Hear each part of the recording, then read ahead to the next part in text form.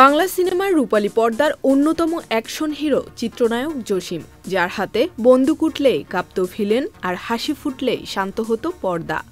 পর্দায় তিনি ছিলেন কখনো নায়ক, কখনো খলনায়ক, কিন্তু বাস্তবে ছিলেন সবার হৃদয়ের নায়ক। তার কিংবদন্তি সংলাপ আজও দর্শকের কানে অনুরণিত হয়। আমি একজন ঠেলাগাড়িওয়ালা, এই পুরস্কার নেবার আশায় আমি এটা ফেরত দিতে আসিনি স্যার। তার প্রতিটি অ্যাকশন দৃশ্য আজও হৃদয়ের রোম্যাঞ্চের ঢেউ তোলে। রংবাজ থেকে দোস্ত দুশমন, মাস্তান থেকে সোনার সন্তান, প্রতিটি সিনেমাই যেন এক একটি ইতিহাস। শেকড় থেকে শিখরে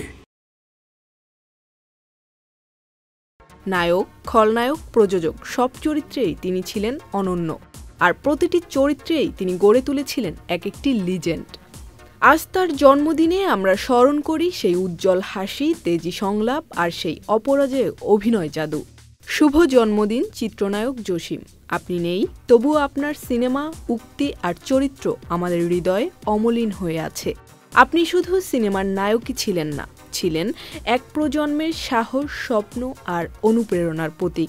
আমি পাগল নই, আপনি অন্তত বিশ্বাস করুন। Zerin Sumi, Channel I.